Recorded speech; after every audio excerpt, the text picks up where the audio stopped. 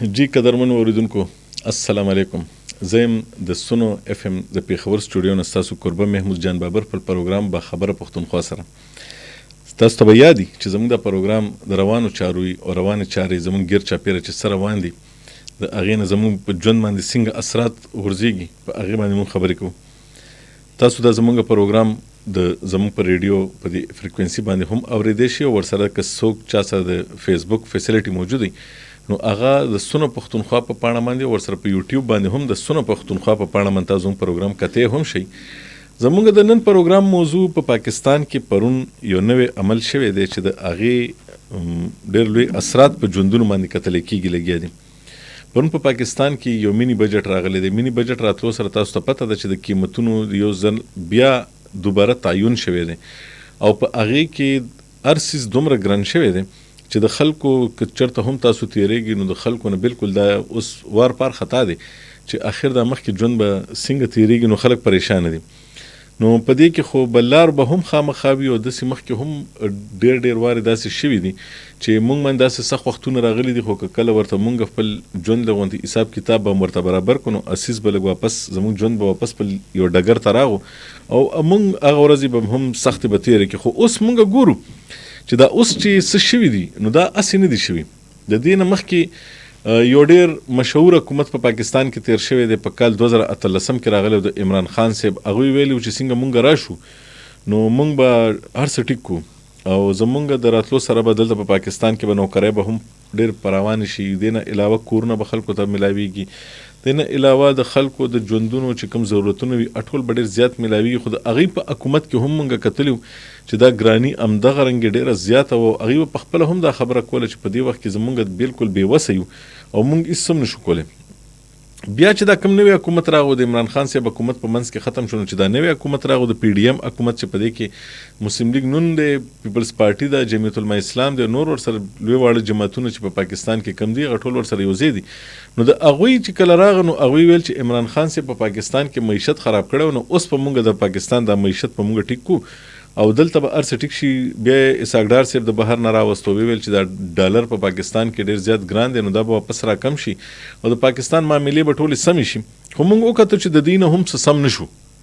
او بیا دوی په دې باندې مجبوره شو چې آی ایم ایف نه کله غوښتنه وکړه د دنیا یو اداره ده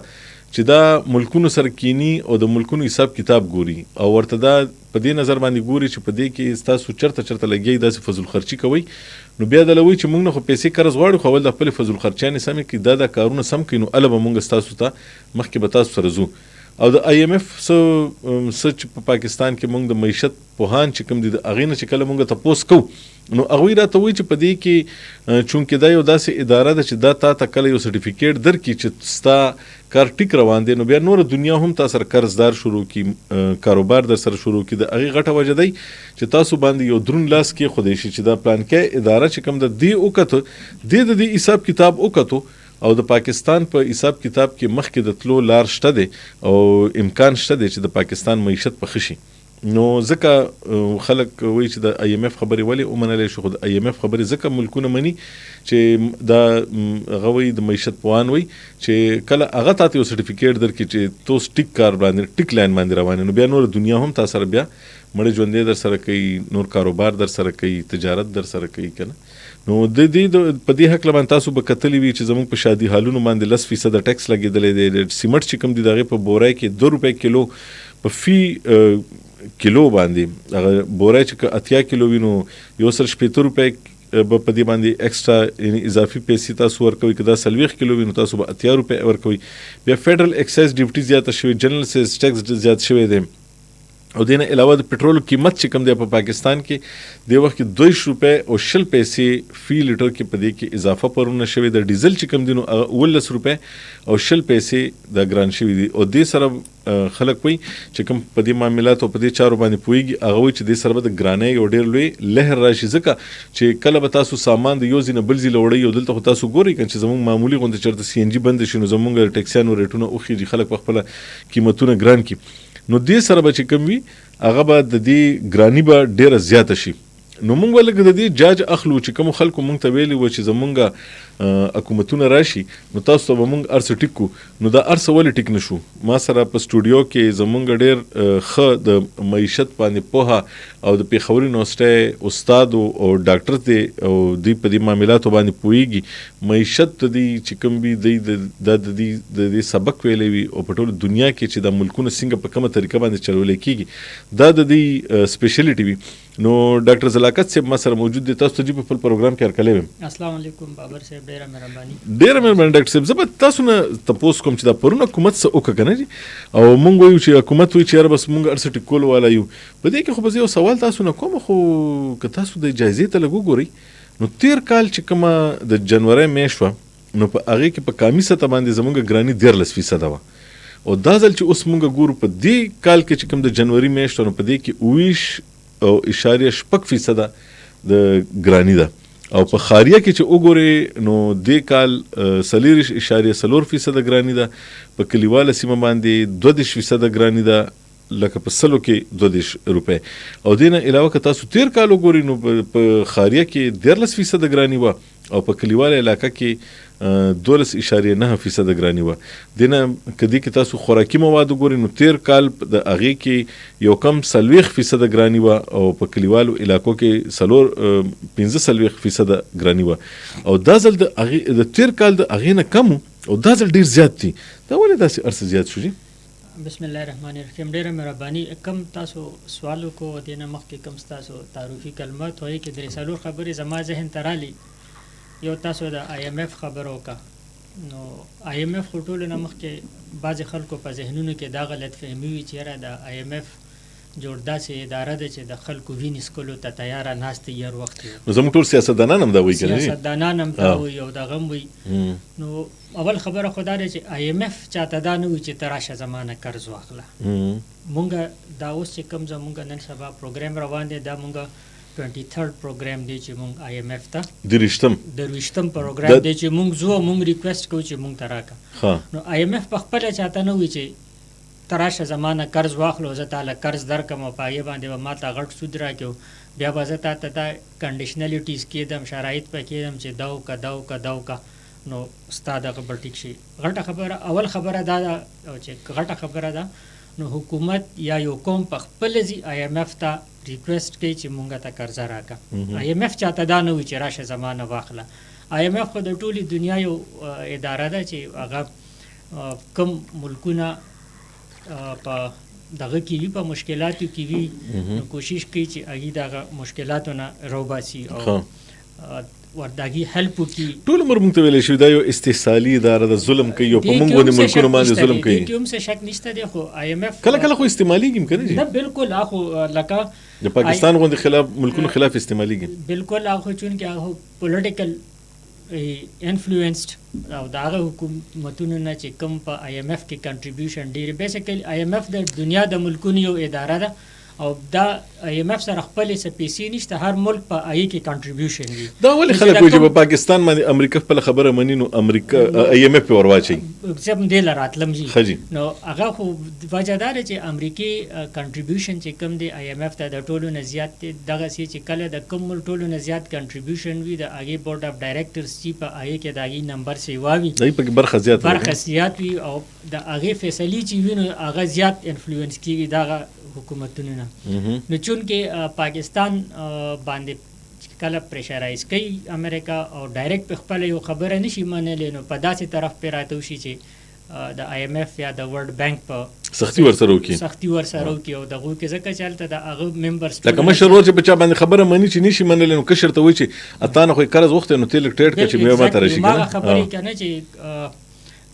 غوږ ډایرکټ هم نیولی کېږي او د شا طرف بل څوک ورپسې ورولیږي او دغو کې چې هغه خو بیا هم دا ستاسو خبره دا ده چې دا بالکل استحصالي اداره نه ده لکه دا خم ده تاسو خم ده لکه ظاهره خبره ده نو بیا یو خو ما تاسو ته دا لکه ویل غوښتل چې IMF چاته دا نه وایي چې راشه ما نه خامخا قرض واخله دویم خبره دا ده چې دا کم تاسو وایي چې یاره استحصالي اداره ده نو دا خو که موږ د یو عام بینک نه پیسې اخلو نو که تاسو وګورئ موږ یې سره کولیټرل کېږدو سیکیورټي کېږدو کالي کېږدو د ځمکې کاغذونه کېږدو هغې نه پس موږ ته بینک قرضه راکړي که نو دغسې IMF چې کله موږ ته قرض راکوي یا فور دیټ پرپز ټو اني کنټري نو هغه دا ګوري چې یاره بس ابا دا پیسې ماته چرته نه واپس کوي. نه استحصال ما په دې بل سنس کې ولر تاسو څنګه ویلو کنه ته راځم نو دا به دیو دا پیسې ماته چرته نه دا کنه بیا هغه حکومتونو ته لارې خي چې یاره کم تاسو سره داسې یو لار شته چې د هغې په ذریعه باندې ته خپل انکم جنریشن چې کم دی نو دا سیوا کې خپله مدني سیوا کې ریونیو سیوا کې او د هغې نه مونږ ته دغه راکړي. نو یوزولي زمونږ غوندې کمزوري ملک سره بیا سوي IMF ورته وایي چې ته د یوټیلیټیز بل سیوا کا بجلی ته ګیس بجلی سیوا کا ځکه چې دینه بغیر خو چاره نشته هر سړی دا یوز کوي. دویم چې کم دی نو ورته وایي چې یاره آیل پرایسز سیوا کا پټرول ډیزل خاورو تیل وغیره چې کم دي دینه بغیر هم گزاره نه کیږي. نو دا قسمه لارې چې کم دی هغه بیا ورته دا وایي چې یاره ته د سوسایټي یو سپیشل ګروپ ته یو سپیسیفیک ګروپ ته چې کم دی ته سبسیډي ورکړي لکه غریبانو ته لږ ارزانه کا او مالدارو ته ګرانه کا. زموږ ملک کې بیا هغه سیستم مالدار خو دې زیاته فایده لري زموږ ولانه. تاسو پرونی دغه کې وګورئ کنه نو پرونی کم بجټ چې دا مینی بجټ پیش کړی شو نو په دې کې زیات بوج چې کم دی نو هغه غریبو طرف ته راغلی دی ایلیټ کلاس چې کم دی نو هغې ته دومره دغه نه دی شوی. دې باندې زه لږ ستاسو نه یو رایه علم دی کې دی وایي چې یاره مونږ صرف د عیش او عشرت چې کوم سامان دی مونږ په هغې باندې GST لګولې ده که نه او مونږ په سګرټو باندې لګولې ده مونږ چې دا کم شربتونه خلک څکي دا بازارونو کې چې کوم دا کولډ ډرنکس کې په دې باندې هم لګولې ده په سمارټ فون باندې هم لګولې ده په آیپیډ او کمپیوټر او په لیپټاپ باندې هم لګولې ده او په اروجو او په دالونو باندې هم نه ده لګولې. نو دا څنګه چلېد لکه دا تاسو څه وایي دا وایي چې دوایانې او د پټرولیم مصنوعات دپاره د چې کوم LC وي که نه چې بهر نه تاسو راوغوتی شي د هغې د کلاولو هغه اجازت هم پکې ورکړی دی که نه نو دا خو دا مالداره خلک استعمال کوي غریبانان شي نه استعمالوي. همدې ته خبره یاد ساتو راځو مونږ یو سروې چې کوم ورلډ بینک کړې وه هغې کې دا وایي چې یاره پاکستان اوس کوم د ریسنټ سیلاب چې دی کې پاکستان ته تقریبا $30 billion نقصان $10 ارب بل طرف ته چې مونږ کوم ایلیټ کلاس ته چې انډسټریالیسټ سرمایه دار طبقه چې کومه ده یا غټ زمینداران چې کوم دي او دا چې کوم ایلیټ کلاس چې دی نو هغې ته مونږ د کال چې دی نو 17.4 بلین دا سبسیډي ورکړې کېږي. ټیک شو دوی ته ولې ورکړي دا خو ډېر مالداره خلک دي دا ډېر زیاتې پیسې دي که نه. نو د $30 billion دپاره مونږ لګیا یو مینتونه خلکو ته کو چې یاره زموږ دومره نقصان شو زموږ هیلپ وکړي په جنیوا کې کانفرنس وشو ټیک ده 17.4 بلین بالکل جی. نو که مونږ 2 کاله دا سبسیډي دی ریچ سیګمنټ چې کوم زموږ ریچ دی مالدار خلک چې دی په دې باندې بند کړو نو دی مطلب چې د سیلاب دا 2 کاله به دا مالدار خلک چې کوم دي د مالدار خلکو ولې حکومت دغه ورکوي دومره اساني ورکوي رعایت ول ورسره کوي ګوري چې په پارلیمنټ کې هغه ناست وي نیشنل انټرست چې کوم دی نو د هغې دپاره څه نه دی هغې خپل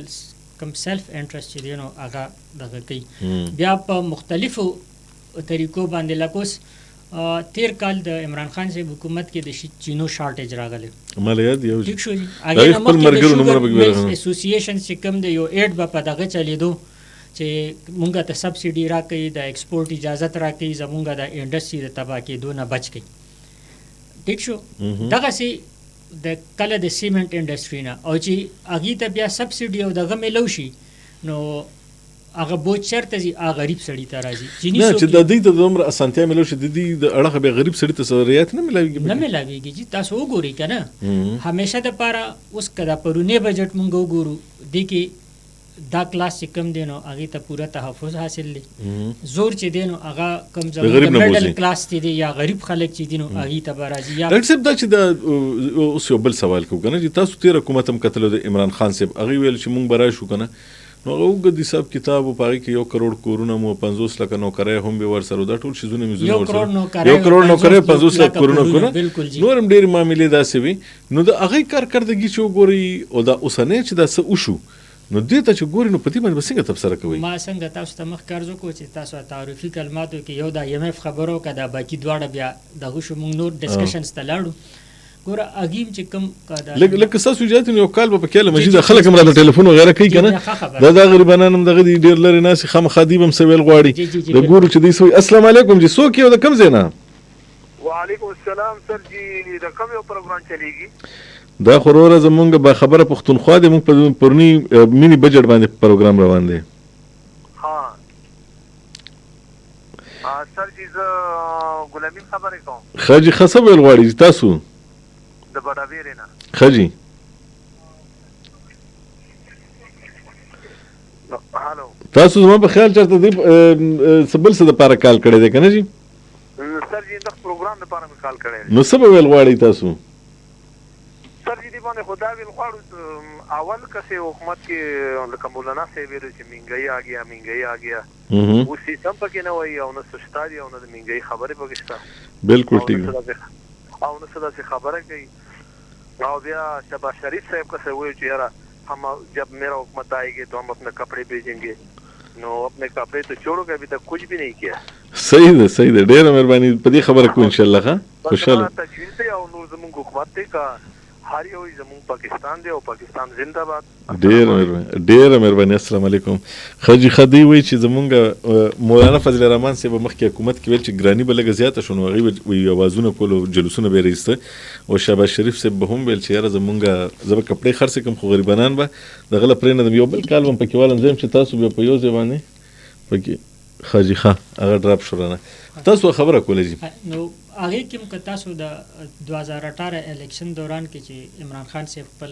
الیکشن کمپین چلولی نو دا ټولې وعدې دغه سره کړې وي او چې دا به نوی پاکستان وي. خو کله همیشه دپاره زه دا خبره کوم چې یو کس دلته زما په ځای ناست دی د ټیبل نو هغه سچویشن ته یو طرف یو رنګ هغه یو رنګ یې ارڅه ښکاري چې زما ځای ته راشي بیا ول بل رنګ ښکاري. نو کله چې عمران خان صاحب ستاسو ځای ته راغلو کرسۍ باندې کېناستو نو هغه ته بیا پته ولګېده چې دا خبرې کومې ما کولې دا دومره اسانه نه دي. او که تاسو وګورئ نو په هغه وخت کې په د لږ وخت کې زموږ دومره اکنامک مینیجرز چې نو فاینانس منسټر به چینج کېدو فاینانس سیکرټري به څلور منسټران بدلېده ټیک شو اف بي آر چیرمین دا اوس داسې ادارې دي دا درې واړه چې هغه د معیشت د ټیکولو دپاره بیک بونز دي. نو کله چې یو فاینانس منسټر راشي هغه خو 2-3 میاشتې هغه ګوري چې یاره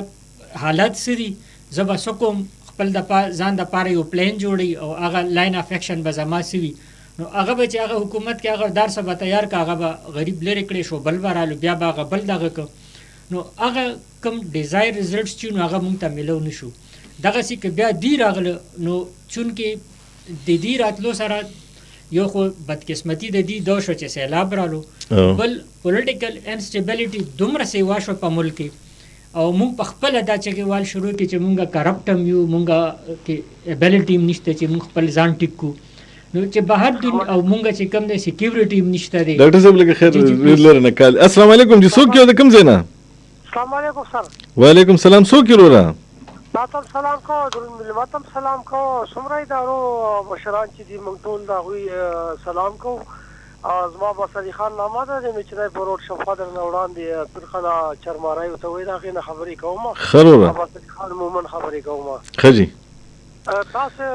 ډېر ښه ټاپک راوړلی دی خو په هر حال الحمدلله ستاسو خو ډېرې څومره زموږ د ریډیو دغه چې دي د هغوی ډېرې مزېدارې خبرې کوي او ډېر مزېدار کار رانیولی دی. الله دې په تاسو اجر او ثواب درکړي. ډېره مهرباني. په هر حال چې کومه دی وړاندې څوک کار نه کوي غور نه کوي چې کوم دا میکس دغه شروع زه خو خپل هم پړه سړی یم بې تعلیمه بې علمه خو په هر حال عمر مې الحمدلله څه څه زیات ته رسېدلی بهر ګرځېدلی مې لږ شانې حکومت کې هم ګرځېدلي حکومت کې هم ګرځېدلي بهر دنیا کې هم لږ ډېر ګرځېدلي غریبانان یې په خپله په کچه کوټه کې پروت یم په ایماندارۍ چې راباندې راټوېږي. حالانکې دې د ایمکس نه سر چې تاسې خو الحمدلله زموږ مشران یې زموږ قدردان خلک یې زموږ فیصلې خو به الله پاک کوي خو به هر حال تاسې هم ذمهوار راوستي یې که نه. نو ایمکس نه چې کوم قرضه دوی رالي ولې رالي مثال خبره ته کوم چې دا اوس نن بوج په ما کوم راولي او په دې ملک راولي او په دې خام باندې خلک وړو پسې دا د رنډ 10 کیلو وړه نه میلاویږي. د شهباز نواز شریف حکومت په 1990 کې زه په خپله باندې ما سره د پیپل ګاډي پرمټ د هغه ځای نه به چې کومه میچنۍ په چک بوش باندې به د وړو توړه به 20 کیلو وړه د هغه په حکومت کې راووتل تاسو ته پته ده که نه.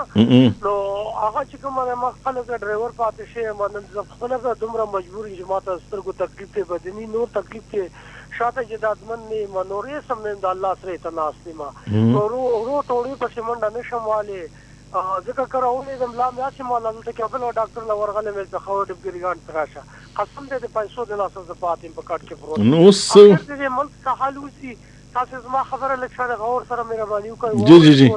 څومره اورېدونکو ته وایم ټولو ته یم دا میکس نه چې کوم قرضه رالي او دوی لاړ شي هغه سود اغیز سبا سود خلاصوم نو مطلب دا ملک به واسه به د خلک سود خلاصي نو نن په ما باندې د ملک خیره خاطر شي خبر دی میکس قرضه نه ماته منظور ده او نه ان شاء الله تعالی به کې چې دغه ته منظور ده دا کوم خلکو باندې چې عذاب راي واسه چې سود تر او سود خو مسلمان سره آرام دي خجی نو تاسو په خپل دې خبر ته زما لږ دغه وکړئ او مهرباني وکړئ ډېرو خبرو زه په خپله ضرورتمن یم زما دا نمبر خپل دی او هر قسم له دغه چې د ملک قرباني زه دغه ډېره مهرباني تیار یم او تاسو زموږ مشران زما ډېره مهرباني ډېر کسان به دا خبرې اوري ډېره مهرباني او دا میخ قرضه ماته منظور نه ده او انشاءالله چې ډېرو خلکو ته ډېره مهرباني دا وایي چې زه په خپله ډېر زیات ضرورتمند یم په کټ پروت یم خو د آی ایم اف قرضه موږ نه دی اغوستل پکار خیر دی لکه دی اولګه تېره خو دې باندې به تاسو لکه اوس څه وایي هغه خو وایي چې قرضه نه دی اغوستل پکار که نه خو مخکې تاسو خبره کوله موږ ویل چې د عمران خان صاحب ویل چې ما سره 200 معیشت دانان دي که نه نو چې هغه راغو نو بیا موږ وکته هغه 200 کې یو قسم ونه لګېدو د بهر نه پکې یو کس راغو وزیر خزانه ولګېدو سیکرټري خزانه به هم داسې مسلسل بدېدو د نور اف بي آر مشران به هم بدېده مسلسل به لګېو نو هغه هم هغه شی ټیک نه کړی شو او اوس هم چې کوم دی ګورو لګېو نو اوس هم لګیا دی دا حالات داسې سختي نو دا خو دغه نه شو ما هم دا عرض کوو چې هغه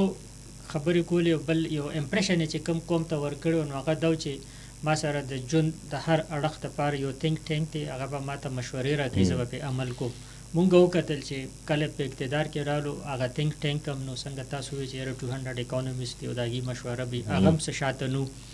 او ټول بوج چې نو هغه د اسد عمر صاحب په اوږو باندې پروت و بیا هغې نه پس رو ټرانسفر کېدو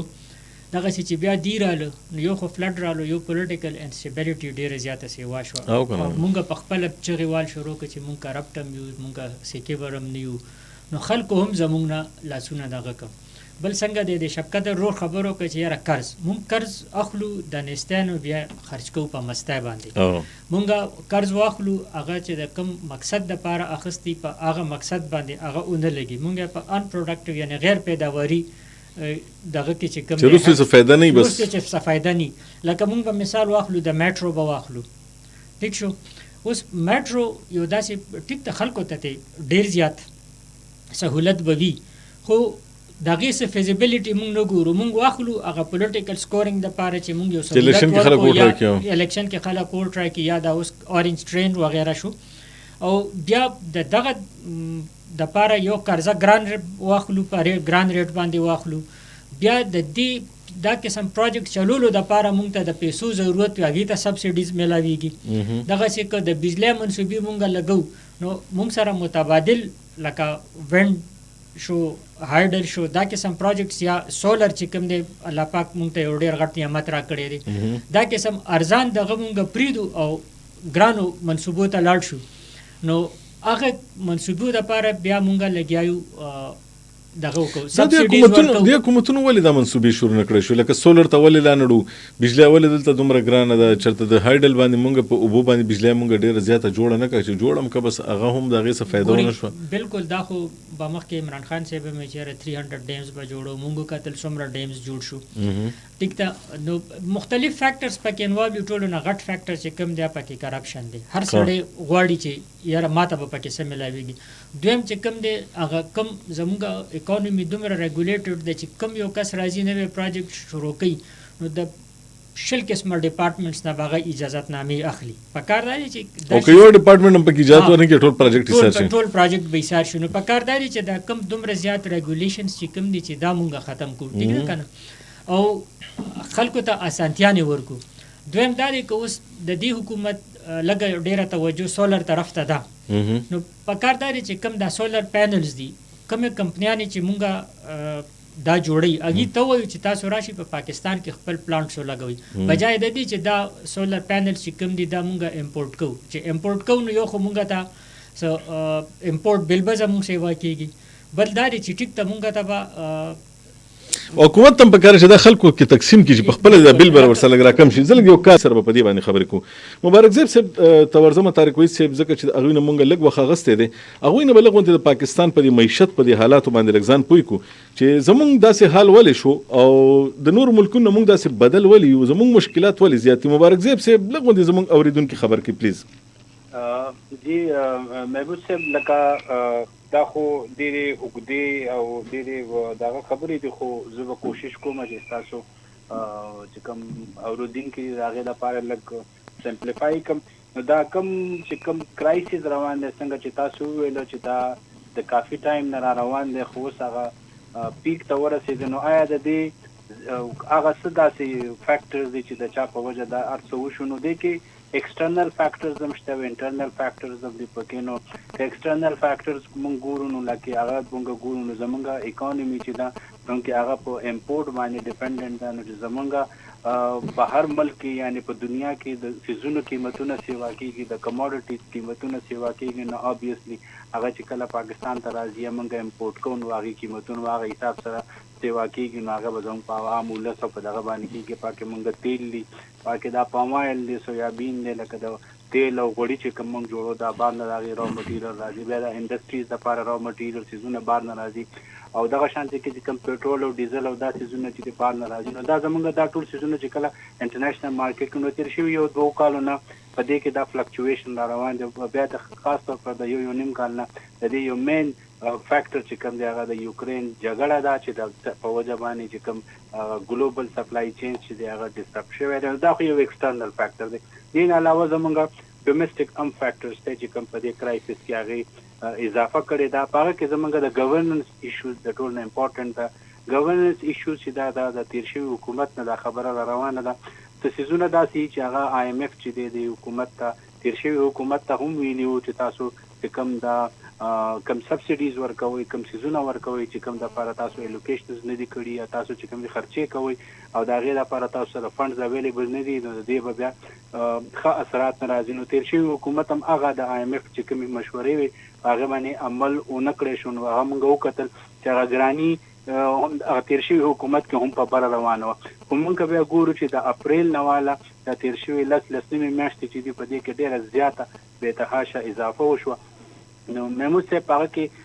نان اکنامک فیکټر چې کوم دی هغه د اونرشپ خبره ده. دې وخت کې دا چې کوم کولیشن ګورنمنټ دی دې کې د اونرشپ مسله ده. که تاسو د نظره به تېر شوي مریم نواز چې څنګه ویلي دي چې زه د دې حکومت ته مینی بجټ یا د اکنامک څیزونه موږ نه اون کوو، نو لکه دا ټایپ اونرشپ والا ایشو باندې جګړه ده. پیپلز پارټي چې دا هغه په فرنټ نه راځي، دا سختې فیصلې چې کوم د اکانومي کېږي هغه نه اون کوي پبلیکلی، او ټول هغه کرټیسزم ورته چې دا په PMLN باندې کېږي. نو په د نون پارټي چې هغه د نن هم په دې باندې ډېر تنقید روان دی. یو پولیټیکل کیاس دی چې دا اونرشپ والا ستا د اکنامک فیصلو. دویمه غټه خبره په دې کې چې کوم موږ یو نو هغه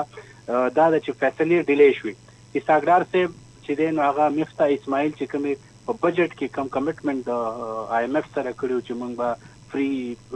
ایکسچینج ریټ به پرېږدو، موږ به هغه نه مینیج کوو. دې نه علاوه دوی دا ویلي چې موږ به د بجلۍ او د ګیس قیمتونه ګریجولي سیوا کوو، نو چې एकदम د هغې اثرات نه راځي. دې نه علاوه دوی دا ویلي چې موږ به چې کوم نور داسې میجرز چې دي لکه ټیکسونه به لږ نور موږ لګو په هغه سیکټرز باندې چې کوم په عام ولس باندې د هغې اثر نه کېږي. نو هغه کومې وعدې چې دوی د IMF سره کړې وي هغه وعدې چې دي نو هغې باندې دوی عمل ونه کړو، او دوی بیا په مفتاح اسماعیل چې د دې حکومت هغه بدل کو اسحاقدار د راتلو سره دا وشوه چې هغه بیا چې کومې وعدې کړې وي هغه چې کوم مارکیټ ته خبرې وکړې چې زه به ډالر 150 ته راولم او 170 ته به راولم، د هغې نه بیا یو ډېر غلط سیګنلز لاړل انټرنیشنل او ډومestic خلکو ډالر چې دي هغه ویډ هولډ کول شروع کړل. نو یو کرایسس جوړ شو او هغه کرایسس دې حد ته ورسېدو چې IMF ته دوی بالاخر کېناستو او بیا پرایم منسټر صاحب چې دی هغه د هغې اونرشپ هم واخیسته. د هغې په وجه باندې دا سختې فیصلې چې کومې وشوې، نو که دا ټول هر څه موږ سم کړو نو په دې کې دې وخت کې چې کوم یو مسله ده د ټولو نه غټه ایشو ده د حکومت سره هغه د اونرشپ ته او د پولیټیکل ډیفرنسز دي چې په دې کې نو چې دا تر څو پورې دا شی د ډیفرنسز په دې حکومت کې نه ختم شوي، په دې کولیشن کې دننه نه ختم شوي او د اکنامک پالیسیز چې کوم هغه اونرشپ نه اخیستی شوي، نو ماته نه ښکاري چې دا روپۍ به مخکې په روان فیوچر کې یا چې کوم ملک بلکې IMF وایي چې پاکستان دې وخت کې یو ډېر کریټیکل سټیج باندې روان دی او یو کریټیکل سټیج ته ننوتی دی چې موږ هغه ورته وایو چې موږ ډیفالټ کېدی شو، خو لکه افیشیلي خو موږ ډیکلیئر کړي نه ده چې موږ ډیفالټ، خو لکه ټیکنیکلی تاسو وګورئ نو موږ کوم میاشت مخکې په دې باندې ډیفالټ کړی دی. موږ مبارک زیب صاحب دا ډیفالت سره موږ ته څه چلو شي چې موږ ډیفالت شو د ملک پاکستان چې ډیفالت شي دا بس صحیح لکه ستا کریډیبিলিټي اټ سټیک شي بیا تاسو سره چې کوم بار ملک ستا چې کوم انویسټمنټ راځي کوم سیزونه راځي نو هغه بیا تا نه راتله شروع شي بیا تا باندې چې کوم انټرنیشنل کریډټ ایجنسیز دي هغه تا بیا مزید دغه نه درکوي مدد دې نه کوي دا تا خیال نه ساتي چې کوم فرندلی کنټریز دي دا تا سره دغه نه کوي او دا په ذهن کې زموږ یو د ملاقات شوی او د آی ایم اف کسانو سره هغه دا خبر هم لکه په کار ده چې موږ ته پته دي چې دې مطلب دا نه دی چې دا کومې سختې فیصلې چې شوي دي په دې فیصلو په وجه باندې موږ د ډیفالټ نه بچ کېدلی شو دا هم ضروري نه ده ځکه چې دا ډیپند کوي چې کله آیا چې کوم سعودي عرب کوم یو ای ای کوم چاینا چې کوم پیسې کمیټ کړي دي آیا هغه پیسې هغه اوس به د حکومت له ورکوي او که نه به ورکوي که چېرې هغه پیسې چې کوم کمیټمنټ شوی دی د آی ایم اف د دې 1.2 بلین نه علاوه که هغه پیسې هغه کمیټمنټ نه کوي نو ماته نه ښکاري چې دا 9th ریویو چې ورته موږ وایو کوم چې به د پاکستان د معیشت هغه دغه اکچوال پوټینشل ګوري او دا به دا روان یو دوه هفتو کې به پته لګي چې واشنګټن کې چې کوم میټینګ کېږي بورډ میټینګ به کېږي آیا هغه کې نه مخکې دا کمیټمنټ چې کوم دی چاینا سعودي عرب او یو ای پوره کوي او هغه وایي چې دا پیسې به موږ پاکستان له ورکو نو بیا به د آی ایم اف بورډ چې کوم دی او د آی ایم اف دې وخت کې د آی ایم اف دا سرټیفیکیټ پاکستان ته ډیر ضروری دی چې څو پورې د آی ایم اف نه موږ ته دا سرټیفیکیټ نه ملاوي شوی زموږ ته دغه نشي موږ سره د نور ملکونو نه یعنی زموږ چې کوم ملګری وته ویل شو چاینا ایون چاینا حکومت چې دی هغه وایي چې تاسو اوله د آی ایم اف سره خپل کلیرنس وکړئ نو بیا به تاسو امدا زما تاسو پر دوه وړه سوالونه بس اخرنی پاتې دي کنه یو خبره دا ده چې موږ یو چین زموږ ډیر خمرګری دی سعودي عرب زموږ ډیر خمرګری دی او د یو ای زموږ خمرګری دی نو خو مرګري خو چې چاله سور کوي نو هغه خو پکې دا شیزونه نه ګوري نو دا مونږ ولې دا دوی دا ګوري چې آی ایم اف پاکستان سره تر څو پورې نه رضا شوی نو دوی به هم دا پیسې نه ورکوي دا د تعلق خبره ده کنه دی بل څه وجه ده نه دا اکچولی مسله دا ده چونکه دا ملکونه چې دوی خپل سټیکس آی ایم اف چې کم دی نو دا لکه یو کلیکټیو باډي دا په دې کې دغه ملکونو خپل شیر زم دي دغه ملکونه چې دي دغه آی ایم اف د باډي چې کوم د ډېر اهم غړي دي هغه په خپل سټیکس دي او ایون دغه ملکونو پیسې چې کوم دي هم غریبو ملکونو ته هغه به لون په شکل کې دي نو چونکه آی ایم اف دی وخت کې پاکستان چې څومره د آی ایم اف غني چې د پاکستان اکانومي ته دا فیصله پکار دي لکه ایکسچینج ریټ چې څنګه فلیکسیبিলিټي هغه وختلا هغه وشو خو ډیره لیټ وشو دغه نه علاوه چې سبسایډیز ختم کړي د ګیس قیمتونه سیوا دا هغه فیصله وی چې آی ایم اف غني داغو د ذهن مطابق د پاکستان د اکانومي د لپاره پکار دي نو چې هغه وایي چې دا د پاکستان د اکانومي د لپاره پکار دي نو چې څونه ممبر کنټریز دي چاینا هم د آی ایم اف یو امپورټنٹ ممبر دی سعودي عرب هم دی یو ای هم دی چې دوی په هغه کې کنټریبیوشن هم هغه حساب سره زیات دی نو په دغه وجه باندې چې کله الته نه یو ډایرکشن راشي نو بیا چې څونه ممبر کنټریز دي هغه بیا د هغې مخالفت نشي کولی نو دغه یو وجه ده چې یو اخرنی سوال تاسو نه کومه تاسو ویل چې د عمران خان صاحب په وخت کې هم دا ګراني وه په دې حکومت کې هم دا ګراني په دې دواړو حکومتونو کې دا چې څومره دا څه وشو دا په دې دواړو حکومتونو منځ کې وشو که نه نو اوس عمران خان صاحب وایي چې دا حکومت دې لرې شي نو زه دې راشم تاسو په خپله څه نظر لرئ که اوس دا حکومت لرې کېږي عمران خان راځي نو عمران خان مخکې ولې دا شی خراب شوی وه او که اوس راځي نو هغه اوس داسې څه چلي زده کړو چې اوس به هغه د هر څه ټیک کړي ستاسو خیال دا به ټیک شي نه محمود صاحب دا چې د چا حکومت هم راځي او که د هر ځای نه څوک تاسو راولئ دا اکنامک انډیکیټرز چې کوم دي ستا دا غټې غټې اشاریې چې دي د دې د ټیک کېدو لپاره کال 2-3 کاله په دې باندې لګي داسې غلطه خبره ده چې موږ دا وایو اصل کې ستا مارکیټ دونه انسټیبلیټي پکې راغلی ده ستا سټاک مارکیټ کریش شو ستا کرنسي کریش شوې ده ستا ټوټل ستا به ملک انډسټریانې چې دي هغه بندېدو طرف لاړه فیصل آباد انډسټریانې بندې شوې په سیالکوټ کې بندې شوې په کراچۍ کې بندې شوې ستا ایکسپورټ د 15 میاشتو نه په نیګیټیو کې تللی دی ستا لارج سکیل مینوفیکچرینګ سیکټر چې دی دا 15 میاشتو نه چې کوم دا په نیګیټیو کې دا څیزونه دوباره ریوایو کولو دپاره په ډېر ټایم لګي دا نه عمران خان ټیک کولی شي نه بل څه ټیک کولی شي خو بیا د دې سولوشن څه دی وے فارورډ او سولوشن حل څه دی حل څه دی د دې وے فارورډ دا د محمود صاحب چې دې وخت کې چونکې دې حکومت کې د اونرشپ مسله دا یو کیاس دی او اکانومي په کیاس کې نه اپریټ کېږي څنګه چې تاسو ما مخکې وویل د دې حل دا دی چې دا یو جنرال الیکشنز وشي او چې هوسو ایور چې څوک هم راځي نو هغه به بیا یو اونرشپ په بیسس باندې هغه میجرز او هغه کیسې به کوي چې اکانومي واپس سټیبلایز کی او دا ډیره ضروری ده. دین علاوه د الیکشن نه علاوه او چې څوک هم راځي هغه ته به هغه پی ایم ال ان پیپلز پارټي پی ټی آی هوسو ایور هغه ته به یو 2 کاله کم از کم لګي د اکانومي دوباره سټیبل کولو باندې دا چې څوک هم راځي. خو دا مزید د ډیټوریشن نه د بچ کېدو لپاره د دې حل دا دی چې دا الیکشن وکړي او الیکشن ترانسپیرنٹ طریقې سره الیکشن وکړي او الیکشن نه پس څوک هم راشي هغه فیصلې وکړي چې د هغې اونرشپ هم اخلي. مبارک زیب صاحب تاسو ډېر ښې خبرې وکړې، موږ هم پوه کړو، زموږ اورېدونکي هم ستاسو په خبره باندې پوه شو. کور مو ودان چې تاسو وخت راکړو، وختن فوقتن به تاسو نه بیا رهنمایي اخلو. ډېره مهرباني. السلام علیکم. طارق وایي صاحب تاسو هم د مبارک زیب صاحب خبرې اورېدلې وي، هغې کې ډېرې داسې خبرې دي چې هغه مونږ خو به کوشش کوو چې ټیکنیکل نن خبرې ونه کړو، مونږ په دې حالاتو باندې خبرې وکړو. او زه به تاسو نه دا هم اورېدل غواړم چې لکه تاسو په دې باندې څه ویل غواړئ چې دې وخت کې حکومت کم جماعت چې حکومت کې هغه دې ته نه دی تیار چې هغه دې دا وایي چې او دا مونږ څه کړي دي، هغه وایي نه مونږ پکې نه یو. نو چې دوی پکې نه دي یو کال ملمکه که ګورم که دا اوس د خلکو د خبرې اورېدلې که تاسو نه څوک څه سوال کړي او هم پکې واچوم. السلام علیکم جی، څوک یو د کوم ځای نه؟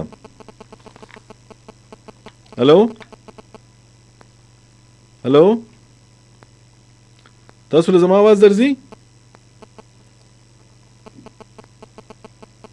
ښه بس تاسو راته اوس دا خبره وکړئ چې دا نوی کوم بیان چې راغلی دی چې کوم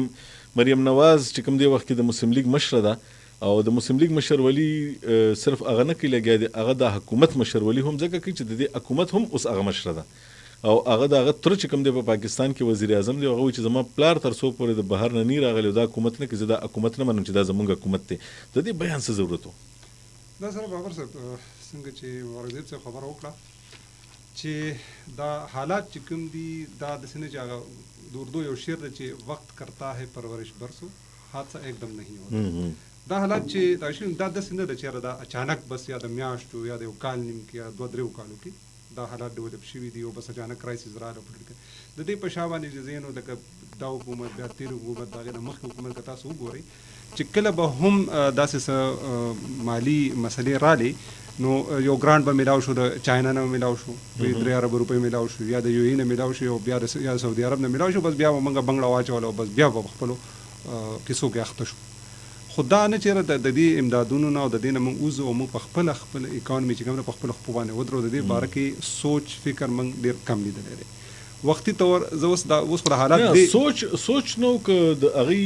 د وس کار نو دا ځکه چې چل نه ورتلو چاته که نه داسې څه په دې کې یاره سوچ نو لکه دا کمیټمنټ یو لفظ استعمالېږي په دا کې موږ وله عزم وایي چې لکه هغه ستا زړه وي، ته د زړه نه یو کار کوې، یو دا دی ته سیاست کې او بل دا دی چې ته دا کار کې چې زه د ملک او د قوم خدمت وکړم. هغه جذبه هغه فکر چې کوم دی موږ په سیاسي جماعتونو کې په شخصیاتو کې ډېر کم ولیدو. سیاست برای سیاست لکه تاسو وګورئ چې د معیشت ټولو کې داسې دی که نه په چا کې شته او چا کې نشته. یاره موږ چې څومره ګتلي دي لکه اوس ته ګوره د معیشت دا دی چې د ملک په لړزان دی، د ملک معیشت په لړزان باندې دی او په دې باندې هم لګیا دی سیاست کېږي. د دې نه مخکینی حکومت نه شروع کړو عمران خان صاحب موږ ډېره تمه راکړو دلاسه راکړو چې زه راشم ما سره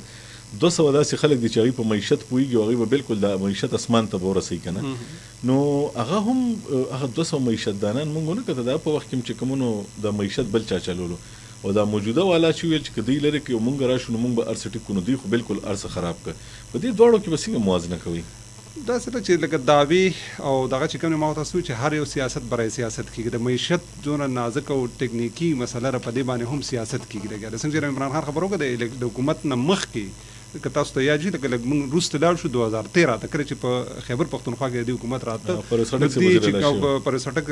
وزیر اعلی شو نو هغې وایي چې یاره موږ یو ماډل جوړ کړو، موږ ګروپونه ورکینګ ګروپونه جوړ کړي دي او هغې چې کوم د پلانونه جوړ کړي د مختلف ډپارټمنټ لپاره د معیشت لپاره د امپورټ او ایکسپورټ لپاره بس حکومت سمبالول دي، تعلیم کې به بیل یو صحت کې به بیل او بس حکومت سمبالول دي او دا صوبه چې کوم د په ترقۍ په مخ په لوري رواني او د وفاقي حکومت په دې مجبور شي دی په پالیسو باندې عمل کوي.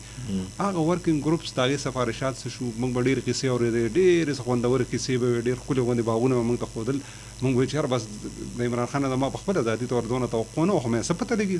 موضوع وشي واقعي دا سړی چې کوم دی د دې پارټي چې کېدای شي تیار یا اغلب چې زما په خیال غلط ارڅ خولي بس دا چې لکه موږ په سوشل میډیا او په ټي وي او دا باندې به کتل نو چې دې تیاری کړی دي سره ډېر ایکسپرټ دی اسد عمر چې کوم دی دا خو پکې پورا افلاطون ګڼل کېږي د معیشت او دغه. خو چې کله راغی تقریبا چې 15 شپږ خو منستران چې کوم دی د پی ټی آی په حکومت کې بدل شو چې به ته نه دا نشي کولی دا به کې دا به کې خزانه وزیران چې بدل وزیران چې کوم ځکه چې اعتماد نه و هغه خزانه نشو سمبالولی. نو د دې د پی ټی آی دا چې حکومت راغو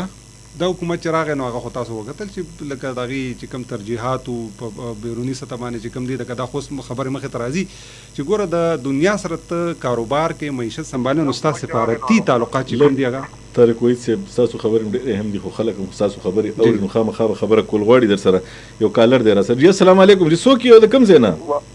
وعلیکم السلام سر وصال شبنم فرام شمالي وزیرستان. شمالي وزیرستان نه څوک خبرې کوي؟ جی وصال شبنم. وصال شبنم صاحب څه به ویل غواړئ تاسو؟ بس سر زه خو دا ویل غواړم لږ بیمارۍ خرابې دي مسي غواړم. خیر دی الله دې ښه کار وروایه که نه. جی دا د تاسو پروګرام مې اورېده که نه زه دا غواړم که نه چې د څوکو تجزیه کوي انالیسس کوي د تاسو سره دوه کسان اورنګزیب دی یو بل دی که نه مبارک زیب صاحب او طارق وحید صاحب دی اوس موجود. مبارک زیب دا اصل کې زمونږ چې د کوم مسله جوړه شوې ده پاکستان کې دا اوس هغه چې څوک په ریډیو باندې کښېني هغه مسلې ته ګوته نه ور وړي چې کومې مسلې کوم ځای نه جوړېږي. هغه به زه تا ته دا وښیم دا د عمران خان خبره نه ده، دا د نواز شریف خبره نه ده، دا د زرداري خبره نه ده. اصل کې د ملک چلولو والا نور خلک دي. ښه جي دا اصل څو کسان دي دا یې درولي دي چې کله حالات خراب شي بیا په ځای باندې ور واچوي. چې کله پاکستان ته 15 روپۍ راوړي یو سوال وکړي جولۍ ونیسي یو ملک ته لاړ شي بل ملک ته لاړ شي هغه چې راوړي هغه بل څوک نه یوسي. ښه جي لکه اصل کې د پاکستان پالیسي میکر چې کوم دي دا بل څوک دي دا نه عمران خان دی دا هسې ګوډاګۍ خلک دغه هېڅ واک نشته. یو سړی شته په پاکستان کې چې هغه غواړي چې پاکستان ودان کړي هغې په پاکستان باندې زړه بادېږي هغه دی نواز شریف. اگر چې زه په پارلمنټ کې بالکل په قسم سره ما په زندګي کې ووټ نه دی ورکړی خو هغه یو داسې سړی دی خو هغه بدقسمتي دا ده چې هغه حکومت ته څوک پرېږدي نه. بالکل ټیک ده. ښه جي سر جي دا بل چې د دې کوم وروسته دا اوس کوم راغلی دی دا بل چا راوستلی و عمران خان بل چا راوستلی دی بلاول بټو بل څوک غږوي دا نه په خپله غږېږي خو ان تر دې چې زمونږ نو میډیا ازاده ده دا کنټرول ده زمونږ جسټس جوډیشي سیسټم کنټرول دی زمونږ هېڅ نه دي ازاد هېڅ نه دي. صحیح صلاح دا خبره دي چې دا اکنامک دا آی ایم ایف دی دا آی ایم ایف نه چې آی ایم ایف ټول راشي پاکستان ته بیا به دا ملک نه کامیابېږي تر هغې پورې چې څو پورې واک اختیار پارلیمنټ ته ورکړی نه وي. بالکل ټیک ده. ډیره مهرباني. طارق وحید صاحب نه به اوس په دې باندې تپوس کوو که نه چې په دې ملک کې د ستاسو غوندې دومره لرې پراته خلک د دې دا بېدباري ولې د دې وایي چې نه دا ملک چې کوم دی نو دا خو دا سیاستدانان اړوچلۍ نه لګیا دي او چې دا څه روان دي نو دې سره دا نه ټیکېږي لګیا دي. نو دې وخت کې چې یو طرف ته موږ وکړو پولیټیکل کیاس دی لکه سیاسي جماعتونه هم لګیا دي اونرشپ نه اخلي بل طرف ته د ولس هم دا سوچ دی نو په دې به خبره کوو. طارق وحید صاحب لږ صبر وکړئ.